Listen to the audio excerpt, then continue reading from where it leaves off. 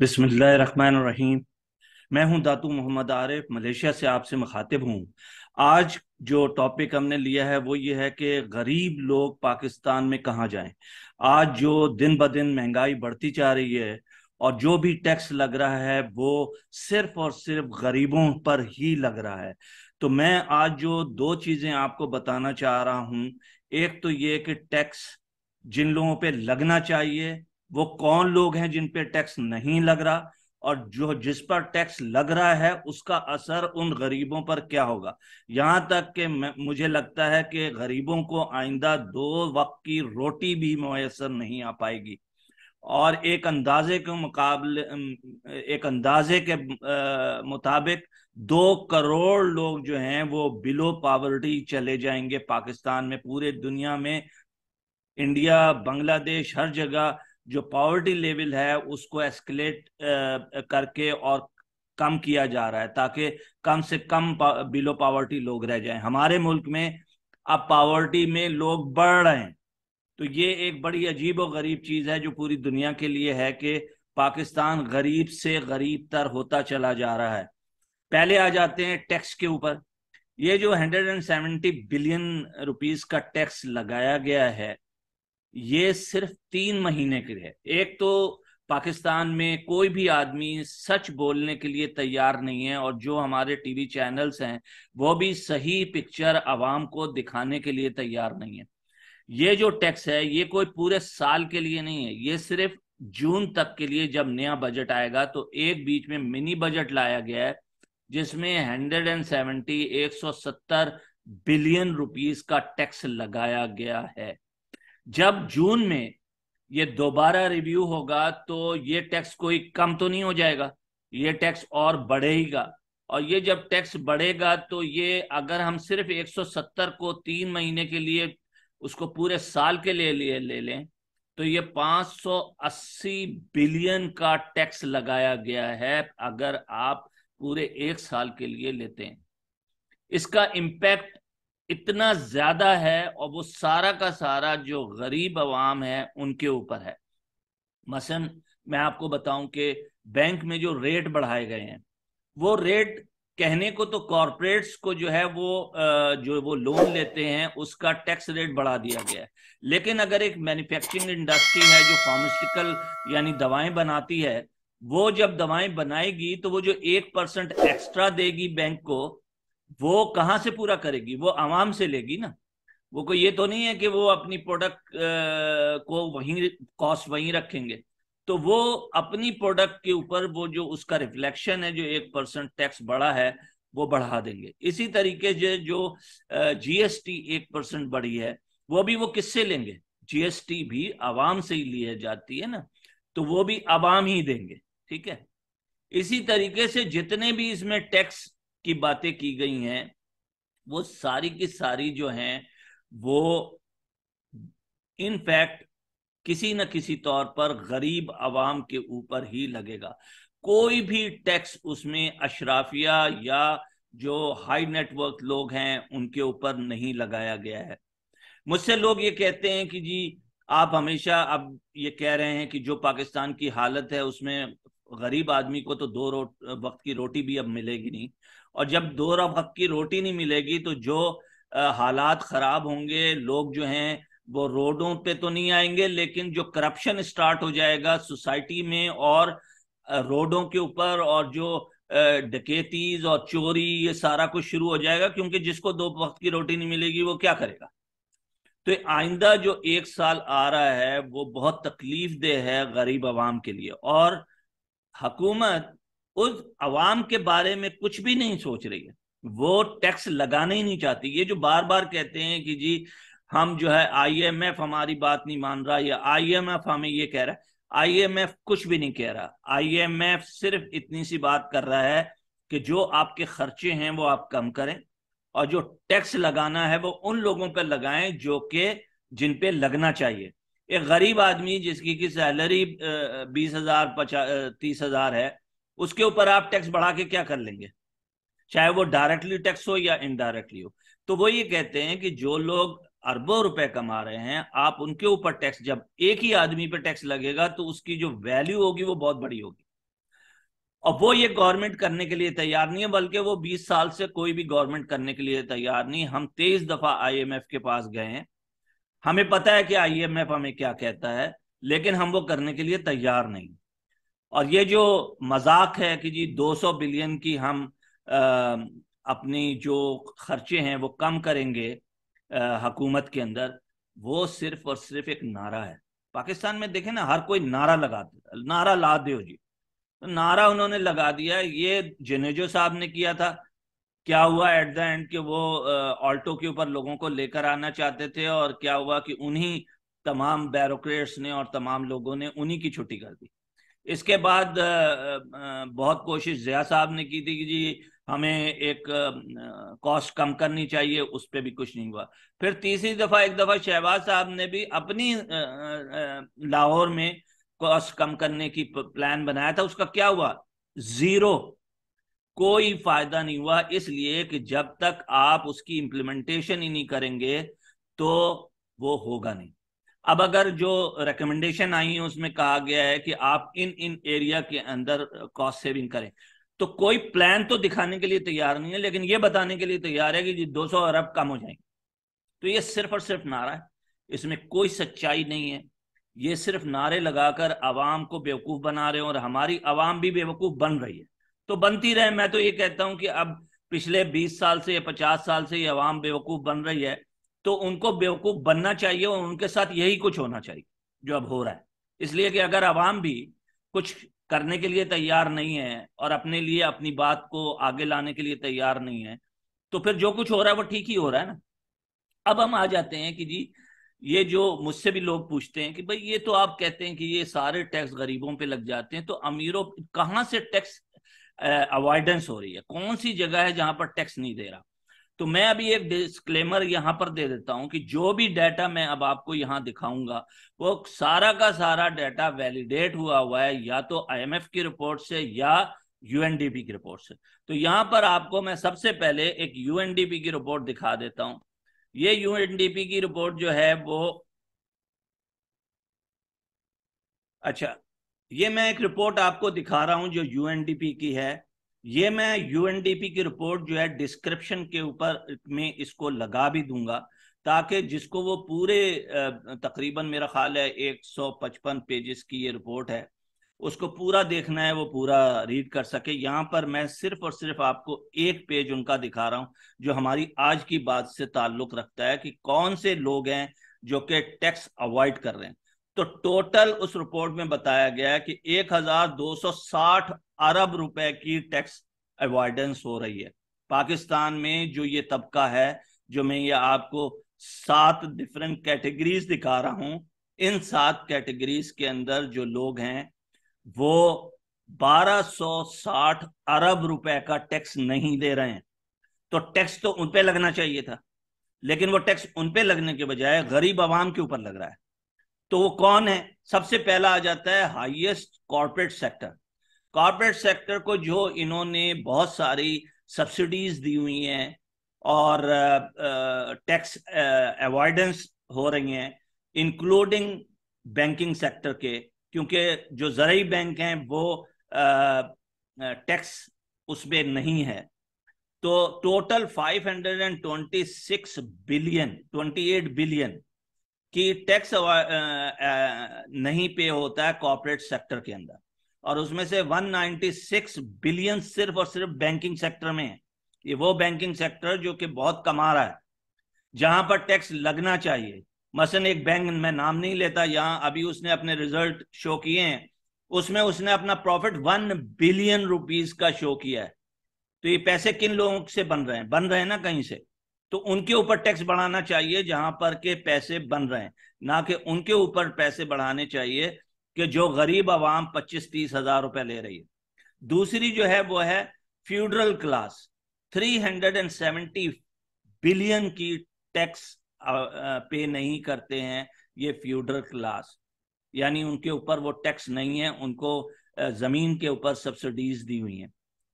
High net worth individual, ये वो लोग हैं जो अशराफिया जिनको हम कहते हैं, कि जिनके पास बहुत ज्यादा पैसा है, यानी वो आप 5% लोग पाकिस्तान के जिनके ऊपर सिर्फ पैसा है, 95% लोग जो हैं वो गरीब है।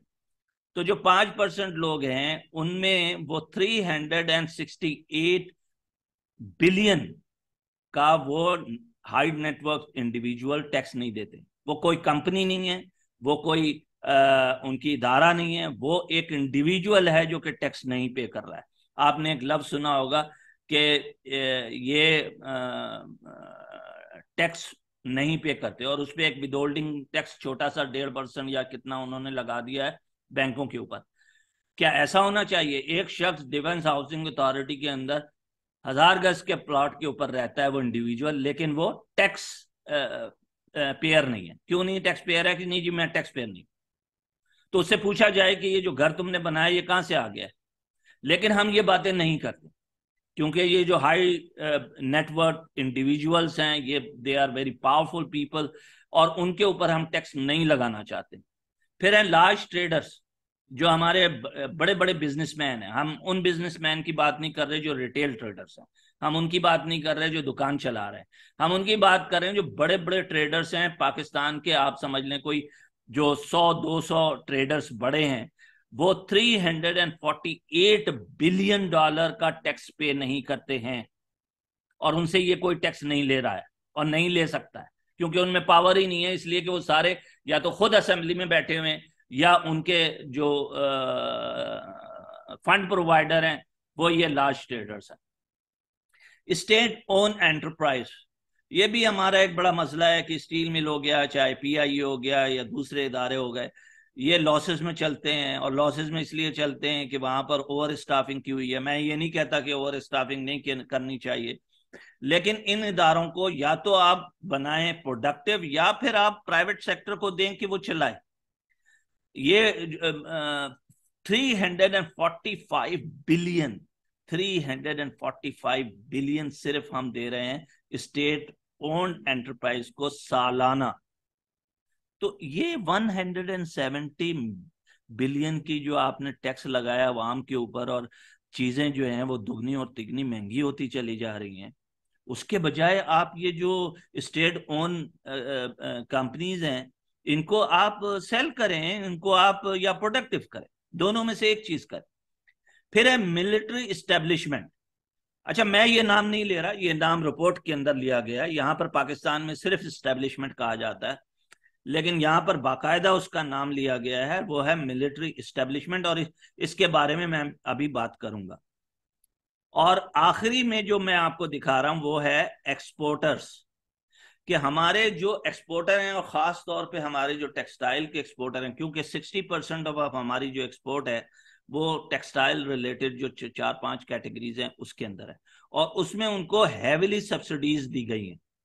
यानी उनको उनको जो सब्सिडीज दी गई हैं एक्सपोर्टर्स को, वो 248 बिलियंस की। मैं अभी जब इन टॉपिक्स के ऊपर आऊंगा तो आपसे बात करूंगा। हम सबसे पहले ले लेते हैं हाई नेटवर्क। तो मैं यहां पर सबको तो नहीं बता पाऊंगा एक वीडियो के अंदर, मैं सिर्फ यहां पर 2 ही को लेके आपसे बात कर लेता हूं, या 3 को लेके बात कर लेता हूं। एक हाई नेटवर्क इंडिविजुअल, दूसरा मिलिट्री इस्टेब्लिशमेंट क्या है, क्योंकि लोगों की समझ में नहीं आता कि मिलिट्री इस्टेब्लिशमेंट में कौन सी ऐसी चीज है जो टैक्स अवॉइडेंस हो रही है या टैक्स पे नहीं हो रहा है, या एक्सपोर्टर्स जो कि टैक्स पे नहीं कर। तो सबसे पहले हम आ जाते हैं हाई नेटवर्थ पर्सनल्स। अच्छा, ये जो भी मैं आपको डाटा शेयर कर रहा हूं, ये डाटा मैंने जनरेट नहीं किया है। ये डाटा मैं यूएनडीपी की रिपोर्ट, जिसकी का पेज आपको मैं दिखा रहा था, उसी यूएनडीपी की रिपोर्ट जो 2020 के अंदर रिलीज हुई, उसके अंदर तकरीबन 4 या 5 पेजेस जो हैं वो सिर्फ टैक्स मैकेनिज्म के ऊपर हैं पाकिस्तान के, और ये डेटा मैंने वहां से एक्सट्रैक्ट किया है। और इस डाटा के ऊपर आपके ministry of finance, state bank of Pakistan, और उस वक्त के गालबन उस वक्त वो वजीर खजाना होंगे हफीज पाशा, उनके वो साइनिंग है। Basically pattern was Hafeez Pasha, जिन्होंने ये रिपोर्ट पूरी बनवाई थी या बनाई थी। यूएनडीपी की रिपोर्ट के मुताबिक इस वक्त जो हाई नेटवर्क इंडिविजुअल्स हैं, यानी एक आदमी जो हाई नेटवर्क, यानी कि उसकी कंपनी है, अगर उसकी कंपनी है तो वो फिर कॉर्पोरेट के अंदर आ जाता है, ये हम बात कर रहे हैं कि एक ऐसा शख्स जो कि हाई नेटवर्थ है और वो कंपनी नहीं चला रहा बल्कि वो इंडिविजुअल है, और उसकी जो अर्निंग्स हैं जो उन्होंने एस्टिमेट लगाए हैं उन हाई नेटवर्थ की, जो कि वो कहते हैं कि ये 1% ऑफ द टोटल पॉपुलेशन है, और वो कितनी उनकी अर्निंग्स है, 619 बिलियन की अर्निंग है सिर्फ इंडिविजुअल्स की, जो टैक्स जिसमें से 619 बिलियन में से वो सिर्फ 296 बिलियन का टैक्स देते हैं। तो कितना अमाउंट का पैसा वो नहीं देते, 464 बिलियन रुपीस का वो टैक्स नहीं देते। यानी high individual net worth individuals 464 billion का टैक्स नहीं देते। अगर इन्हीं से ये टैक्स ले लिया जाए तो उस सूरत में अवाम पे कोई टैक्स लगाने की जरूरत नहीं पड़ेगी। ये सारा टैक्स क्या सिर्फ गरीब अवाम पे लगना है? ये जो हाई नेटवर्क लोग हैं इनके ऊपर टैक्स नहीं लगना है। तो जो रिच पॉपुलेशन है उसका सिर्फ 57% लोग टैक्स देते हैं। अब रिच पॉपुलेशन तो वो आती है जिसकी नेटवर्थ, यकीनी बात है, वो कहीं ज्यादा है उस टैक्सेशन मैकेनिज्म से जिसके हिसाब से उन्हें टैक्स देनी चाहिए। तो 43% लोग ऐसे हैं जो रिच हैं पाकिस्तान में, लेकिन वो टैक्स नहीं देते। तो अब आप देखें कि दूसरे मुल्कों में क्या हो रहा है। वो करते ये हैं कि टैक्स लगाते हैं हाई नेटवर्थ लोगों के ऊपर, और लो नेटवर्थ के ऊपर जो लोग हैं या जो लो सैलरी ले रहे हैं उनके ऊपर टैक्स कम करते हैं। अभी 4-5 दिन पहले मलेशिया का, मैं चूंकि मलेशिया में रहता हूं तो मलेशिया का एक बजट आया और मुझे देख के बड़ी खुशी हुई कि उन्होंने जो 3 गरीब कैटेगरीज हैं, यानी वो लोग जिनकी सैलरीज बहुत कम है, उसमें 2% से लेके 8% तक या 7% तक उन्होंने टैक्स कम किया। टैक्स कम किया, टैक्स बढ़ाया नहीं है, टैक्स कम किया। और दूसरी तरफ उन्होंने क्या किया है कि 2% से 3% टैक्स जो कि हाई नेटवर्थ लोग हैं, यानी जिनकी सैलरीज बहुत ज्यादा हैं, उन सैलरीड लोगों को 2 से 3% उनका टैक्स बढ़ा दिया। ये है उन मुल्कों को जहां पर के बाकायदा एक स्ट्रैटेजी के जरिए टैक्स लगाया जाता है और कोशिश की जाती है कि गरीब लोग जो हैं वो उनका ख्याल रखा जाए बजट। मिलिट्री इस्टेब्लिशमेंट, और ये जो भी डाटा मैं आपको दिखा रहा हूं ये भी यूएनडीपी की रिपोर्ट से लिया गया है, और मेरी भी मालूमात में काफी इजाफा हुआ जबकि मैंने ये रिपोर्ट देखी कि मुझे नहीं पता था कि मिलिट्री जो है वो कोई मिलिट्री इदारा नहीं है, वो तो एक कमर्शियल इदारा है। वो तो इलेक्ट्रिसिटी भी जनरेट कर रहा है, वो तो गैस भी कर रहा है, वो फूड इंडस्ट्री के अंदर है, वो हर किस्म की इंडस्ट्री की फैक्ट्रीज उन्होंने लगा रखी।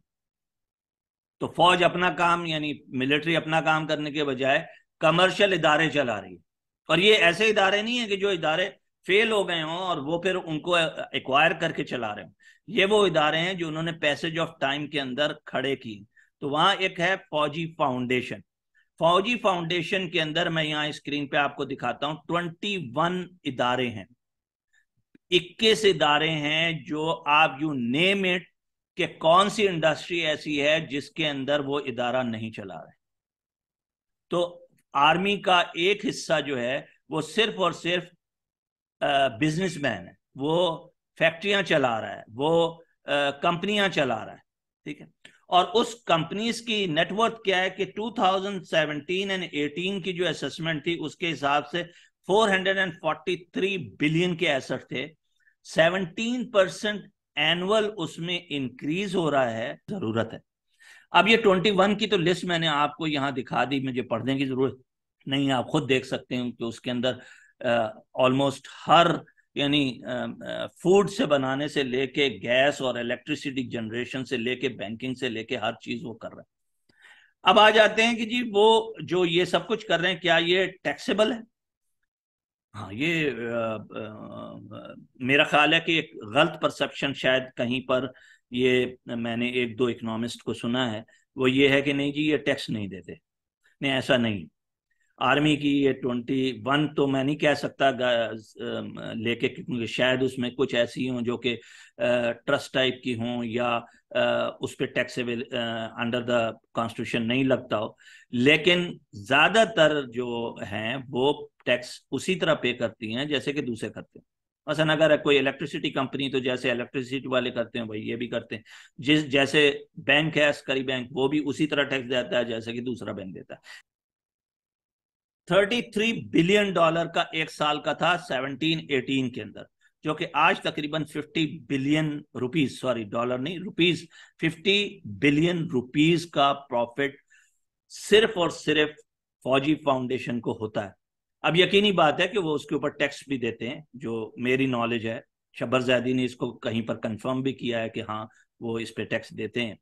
तो इस लिहाज से अगर वो टैक्स देते हैं, लेकिन उसने कहा कि जहां पर कंप्रोमाइज है वो ये है कि जो डिविडेंड है, वो डिविडेंड कहां जाता है उसकी कोई क्लैरिटी नहीं। क्योंकि डिविडेंड तो आर्मी को जाएगा, तो वो आर्मी के किस इदारे को जा रहा है, वो आर्मी उससे क्या कर रही है। तो एक तो टैक्स उन्होंने अदा कर दिया, और टैक्स अदा करने के बाद तकरीबन अगर आपके 30% टैक्स वो पे कर देते हैं, तो उसके बाद भी कोई 20 बिलियन के करीब उनके पास बचते हैं। तो ये 20 बिलियन रुपीज आर्मी क्या करती है? देखे ना, वो फैक्ट्रीज चला रही है, उसके पास 20 बिलियन आ रहा है, तो वो कुछ ना कुछ तो कर रही है। तो वो क्लैरिटी कहीं नहीं। और यही क्लैरिटी आईएमएफ क्यों हमारे नेगोशिएशन में प्रॉब्लम्स होते हैं, आईएमएफ इसी तरह की क्लैरिटी चाहती है। और ये यूएनडीपी की रिपोर्ट आईएमएफ के पास भी है, तो वो ये पूछती है कि भाई ये जो डाटा है, ये आप इसके अगेंस्ट हमें चीजें बताइए। तो वो कहते हैं कि जी हमें नाक रगड़वा रहे हैं। वो नाक नहीं रगड़वा रहे हैं, आपसे क्लैरिटी मांग रहे हैं कि आप हमें बताइए कि ये क्या हो रहा है। आ, और पहले जितनी 20 दफा हमने किया, तो हम, यानी आपको शायद मालूम नहीं है कि इसहाक डार साहब के टाइम में एक दफा इन्होंने गलत नंबर आईएमएफ को और वर्ल्ड बैंक को दिए थे, जिसके ऊपर पाकिस्तान को पेनल्टी लगी थी।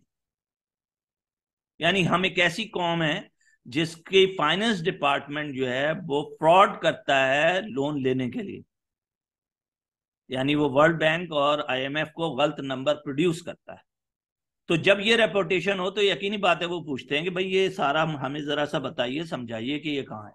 अच्छा, दूसरा इदारा जो है वो आर्मी का, वो है आर्मी वेलफेयर ट्रस्ट। ये बड़ा अच्छा इदारा है, और मैं खुद भी तारीफ करता हूं इसकी, कि जहां कोई अच्छी बात हो रही है वो होनी चाहिए। इसके एसेट तकरीबन को 30 बिलियन के करीब हैं, और इसका प्रॉफिट कोई बहुत ज्यादा नहीं, 2 बिलियन के करीब इसका प्रॉफिट है। और चूंकि ये ट्रस्ट है, तो इसके ऊपर कोई टैक्स नहीं। और अच्छी बात यह है कि ये तकरीबन को 25 से 30 हजार लोगों को जॉब्स देते हैं, खास तौर पे उन लोगों को जो फौजियों के फैमिलीज हैं, या अगर कोई शहीद हो गया है तो उसकी फैमिलीज हैं, कोई रिटायर हो गया है और वो कंटिन्यू करना चाहता है जॉब को, तो उसके जॉब्स के बंदोबस्त करते हैं। तो ये आर्मी वेलफेयर ट्रस्ट, मेरा अपना ख्याल है कि मैं इसको यहाँ डिस्कस इस मायनों में नहीं करूंगा कि ये एक अच्छी चीज आर्मी के अंदर है जो वो कर रहा है। अब हम आ जाते हैं कि डिफेंस हाउसिंग अथॉरिटी।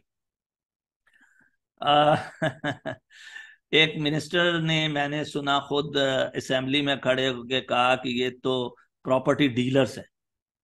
वो गलत कहा होगा। मैं कोई ये नहीं कि उसको बता के आपको ये कहने की कोशिश कर रहा हूं कि जो कुछ है वो यही है। लेकिन अगर आप कराची में चले जाएं, तो क्या आप देखेंगे कि डिफेंस अथॉरिटी फेज 1, फिर फेज 2, फिर फेज 3, फिर फेज 4, फिर phase 5, phase 6, phase 7, phase 8, Malir defence phase, और 9 और 10 जो कि अब प्रोग्रेस में। मतलब हम क्या कर रहे हैं? मतलब हम सिर्फ आर्मी जो है वो जिसको फोकस करना चाहिए अपनी 6th जनरेशन वॉर के लिए, वो फोकस कर रही है कहां पर? डिफेंस अथॉरिटीज को बनाने में। ठीक है।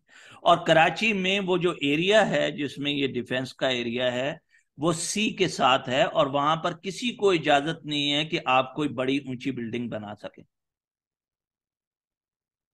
इसलिए कि वहां पर ये लोग रहते हैं, बड़े बड़े घरों में रहते हैं। पूरी दुनिया में जो सी साइड होती है उसके ऊपर बड़े बड़े होटल्स बनाए जाते हैं, बड़ी बड़ी बिल्डिंग्स बनाई जाती हैं, कॉन्डोज बनाए जाते हैं, यानी अपार्टमेंट और फ्लैट्स आप जिनको कहते हैं। हमारे यहाँ ये नहीं बन सकता, इसलिए नहीं बन सकता कि एक तरफ आर्मी का गोल्फ क्लब है तो दूसरी तरफ जो है वो पूरी सीवी जो अथॉरिटी है उसके ऊपर कुछ कंस्ट्रक्शन नहीं हो सकती, सवाए इसके कि आखिर में एक शॉपिंग सेंटर है। तो हम डिफेंस, अच्छा मुझे कोई इस पे एतराज नहीं, मतलब ठीक है अगर वो ये करते हैं और उसकी कोई जस्टिफिकेशन उनके पास है तो है। लेकिन जो मुझे ये जो 238 बिलियन की टैक्स पे नहीं कर रहे हैं आर्मी मिलिट्री स्टैब्लिशमेंट जो यूएनडीपी की रिपोर्ट के अंदर है, वो क्या चीज है? वो ये है कि 17% सेल्स टैक्स है इस वक्त प्रॉपर्टी के ऊपर, जो कि डिफेंस अथॉरिटी उससे एग्जिम्ट है। तो ये है टैक्स इवाइडेशन।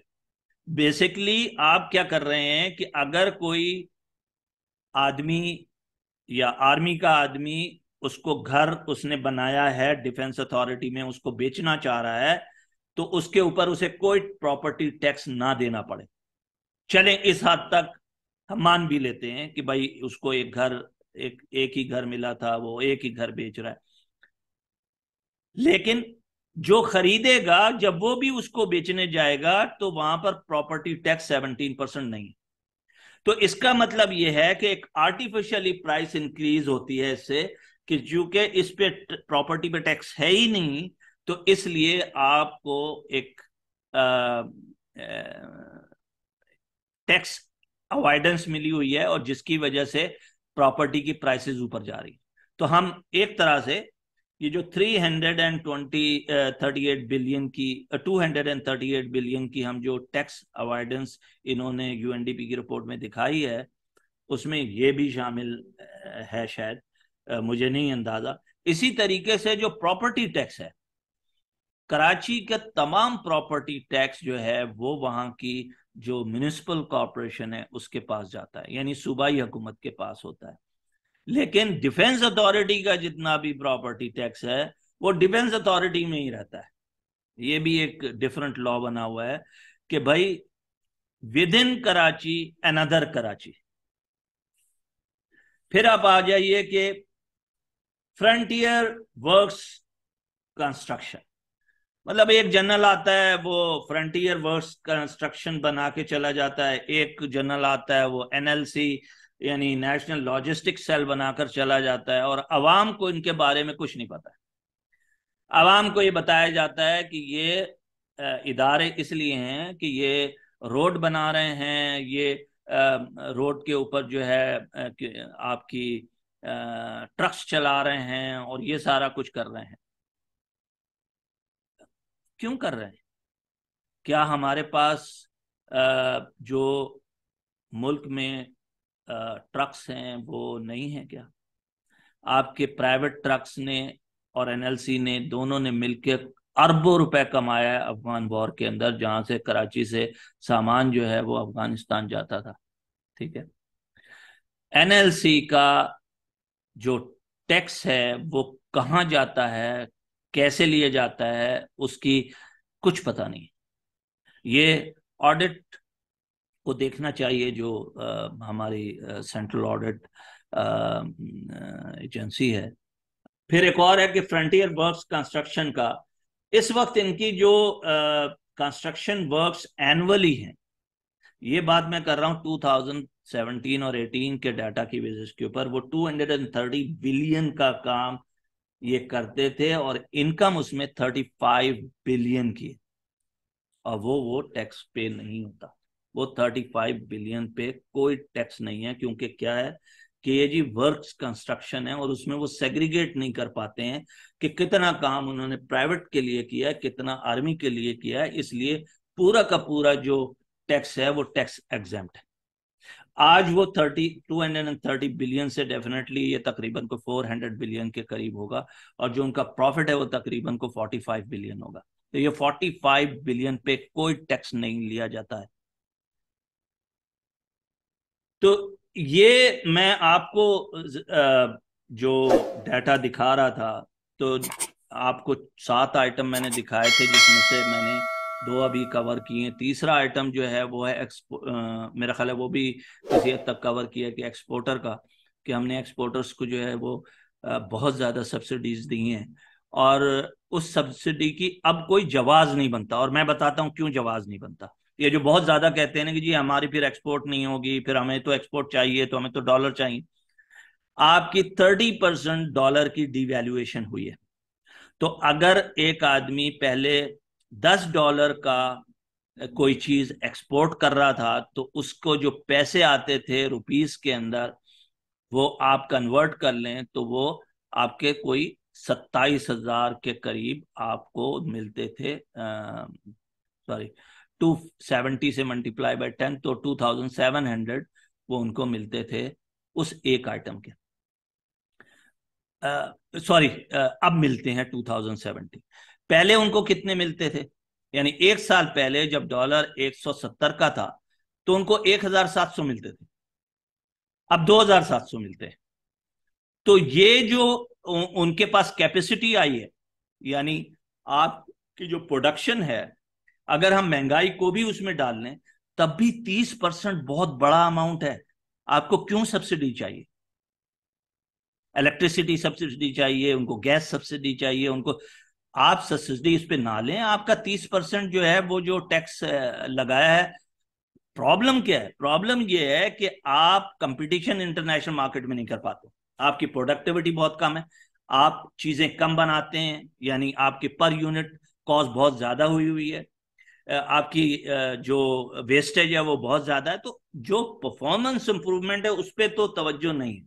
तवज्जो कहाँ है कि हमें कैसे टैक्स से हम बच सकें, कैसे सब्सिडी ले सकें, और कैसे हम अपना जो कि 10% अभी इजाजत दी गई है टैक्स जो एक्सपोर्टर हैं कि वो आप अपना पैसा बाहर रख सकते हैं।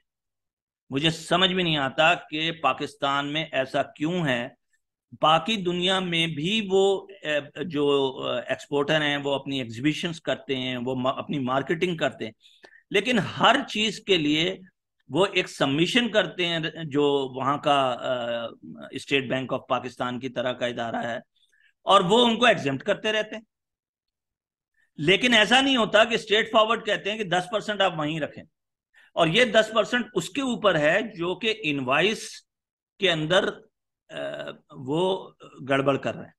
ठीक है, यानी जो वहां उनके सप्लायर्स हैं वो उनके साथ ये मुआहदा हुआ हुआ है कि तुम 30% तो वहां हमारे बैंक में डाल दोगे, 70% की इनवाइस हम रेस करेंगे, उस 70% पे भी 7% हम ले लेंगे।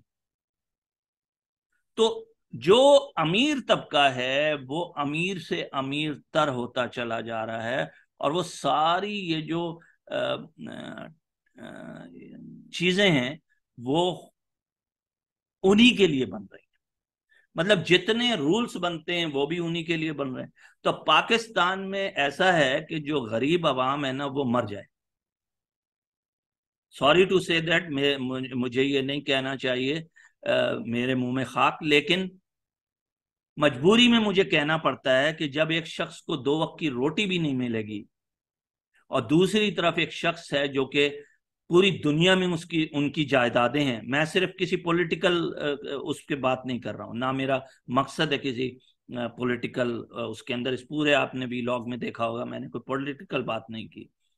लेकिन मैं ये नहीं कह रहा कि ये सिर्फ चंद फैमिलीज हैं, ये पाकिस्तान की तकरीबन 1% ऑफ, प्लीज इसको देखें। मेरा काम सिर्फ बताने का है कि क्या हो रहा है। आप लोगों का काम है कि आप, और ये बातें लोगों को पता भी नहीं चलती। मेरा ये भी चैनल कितने लोग देखेंगे? थोड़े से लोग देख लेंगे, शायद कुछ लोग शेयर भी कर लें। लेकिन मैं अपनी आवाज जरूर आप तक पहुंचा रहा हूं कि सच्चाई क्या है।